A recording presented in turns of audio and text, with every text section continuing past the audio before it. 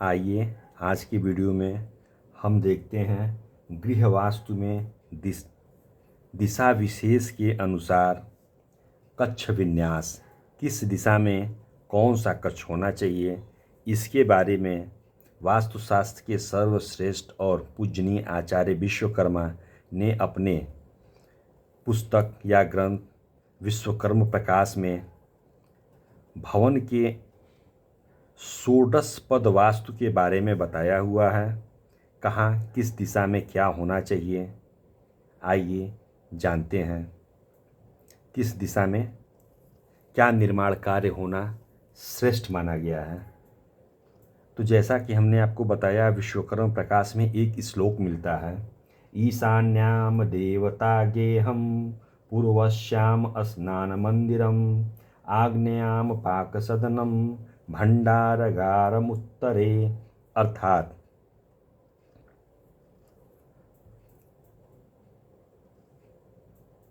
आइए दूसरी स्लाइड को देखते हैं और बताए गए श्लोक का अर्थ आपको बताते हैं।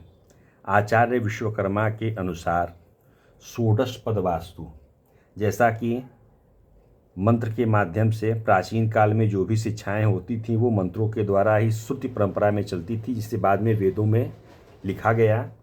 तो ये श्रुति परंपरा से लेखन परंपरा में आए हुए ये मंत्र श्लोक है। ईशान्याम देवता गेहे, अर्थात ईशान कोण पूर्व और उत्तर दिशा के कार्नर को हम ईशान कोण बोलते हैं।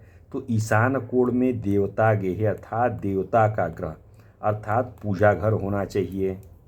ईशान कोण जो है वह पूजा घर के लिए। पूर्वश्याम स्नान मंदिरम, और पूर्व दिशा स्नानागार के लिए श्रेष्ठ बताया गया है। आग्नेयाम पाक सदनम, अग्निकोण अर्थात पूर्व और दक्षिण का कार्नर। अग्निकोण जो है वह रसोई घर के लिए श्रेष्ठ बताया गया है।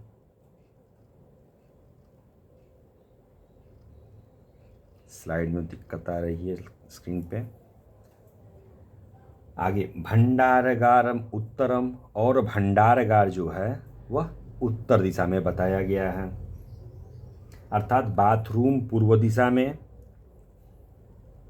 बनाना चाहिए, जहां वर्तमान में संलग्न शौचालयों के चलन के कारण पूर्व दिशा में स्नानागार, परंतु वर्तमान समय में अटैच बाथरूम या संलग्न शौचालयों के चलन के कारण अब इस स्थान पूर्व स्थान में स्नानागार को अब त्याग देना चाहिए, अन्यथा ऐसे आवास का निर्माण दक्षिण पश्चिम दिशा में करना चाहिए। जैसे ये अगर आपको अटैच बाथरूम बनाना है तो इसको दक्षिण और पश्चिम दिशा में, ये दक्षिण और पश्चिम दिशा में, आपको दक्षिण और पश्चिम में यहाँ इस पॉइंट पे अब ये स्नानागार को बनाना चाहिए आधुनिक समय में। जैसा कि उसमें विश्वकर्मा प्रकाश में आचार्य विश्वकर्मा ने बताया हुआ है, उस वक्त स्नानागार अलग होते थे, शौचालय अलग होते थे, परंतु मॉडर्न ज़माने में अब स्नानागार और शौचालय एक साथ बनाया जा रहा है। इसलिए यदि हम पूर्व दिशा में बनाते हैं तो ये पूर्व दिशा जो शुद्ध मानी जाती है, जहाँ पूजा घर वगैरह होता है, सबसे पवित्र स्थान अगर है घर का कोई तो वो है पूर्व, ईशान और उत्तर। तो ये दिशाएं जो हैं अपवित्र होंगी, जिनका गलत प्रभाव इस भवन पे पड़ेगा, नकारात्मक एनर्जी यहाँ बढ़ेगी। इसलिए यदि आपको केवल स्नानागार बनाना है तो आप पूर्व दिशा में बना सकते हैं। अगर स्नानागार सह शौचालय बनाना है तो आपको इसके लिए दक्षिण पश्चिम की तरफ जाना चाहिए। आइए अगला श्लोक देखते हैं। आग्नेयाम पूर्वयोर मध्ये दधिमंथनम मंदिरम अग्निप्रेतयोर मध्ये अज्ञेयम प्रसादयेत। अर्थात दधि मंथन, यदि घर में प्राचीन काल में दूध दही आदि का घर पे ही मंथन होता था, आधुनिक परिप्रेक्ष्य में सब कुछ हमें रेडीमेड मिल रहा है। तो जैसा कि यहाँ आप ये सोचेंगे फिर ये दधि मंथन कच्छ बनाना, ये कुछ समझ नहीं आ रहा है। तो ये प्राचीन परंपरा में हमारे आचार्य विश्वकर्मा अपने उस समय के तत्कालीन परिस्थितियों को देखते हुए कक्ष विन्यास बनाया गया था। तो दधि मंथन को इस वर्तमान प्रयोग में हम मान सकते हैं कुछ ऐसा सामान जो रोटेट करता हो या मिक्स करता हो, मिक्सिंग करता हो, को हम इस स्थान पे रख सकते हैं आज के परिप्रेक्ष्य में। इसके आगे साथ ही खाना पकाने, अनाज और अन्य हल्दी पाउडर पीसने का कार्य भी हम इस दधिमंथन गृह या इस स्थान पे कर सकते हैं। वैसे मिक्सी विक्सी जो रोलिंग का कार्य करता है वो आप यहाँ रख सकते हैं। भंडार गृह और बर्तन इत्यादि आप उत्तर दिशा में यहाँ रख सकते हैं। आगे, शौचालय का निर्माण दक्षिण पश्चिम दिशा के मध्य करना चाहिए। मकान में शौचालय की व्यवस्था दक्षिण और पश्चिम के मध्य, यहाँ पे दक्षिण और पश्चिम शौचालय नैऋत्य कोण से दक्षिण की तरफ शयन कक्ष के बगल में आप शौचालय का निर्माण कर सकते हैं। दक्षिण पश्चिम और पश्चिम के बीच अध्ययन कक्ष बनाना चाहिए। दक्षिण पश्चिम अर्थात पश्चिम से दक्षिण की तरफ जो है वह अध्ययन कक्ष हम बना सकते हैं, पढ़ने का कमरा। इसके अलावा पश्चिम दिशा भोजन हेतु स्थान। अब आप कहेंगे रसोई यहाँ और भोजन हेतु स्थान यहाँ, तो प्राचीन काल में हमारे विद्वानों ने कुछ सोच के ही बनाया होगा।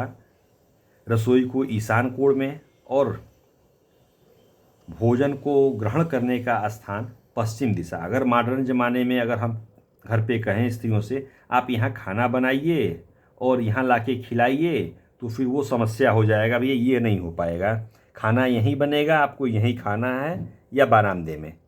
ये पहले जो है प्राचीन काल में ये बीच में आंगन होता था जो खुला होता था, आप यहाँ खाना बना लिए, यहाँ लाके खा लिए।